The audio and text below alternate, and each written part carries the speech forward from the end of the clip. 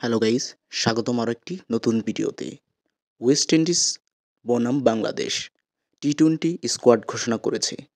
আজকে West Indies বনাম বাংলাদেশের দ্বিতীয় ম্যাচ চলছে।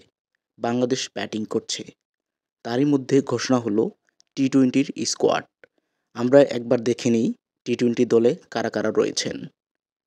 ক্যাপ্টেন হিসাবে লিটন দাস, ওপেনিংয়ে সৌম্য সরকার রিসেন্ট ফর্ম দুর্দান্ত, পারভেজ হোসেন ইমন, তানজিদ হাসান তামিম, আফিফ হুসাইন, জাকির আলী অনিক, শামীম হোসেন, মেহেদী হাসান মিরাজ টি-টোয়েন্টিতে, শেখ মেহেদী হাসান, তাসকিন আহমেদ, রিপন মণ্ডল প্রথমবারের মতো টি-টোয়েন্টি স্কোয়াডে দল পেয়েছে।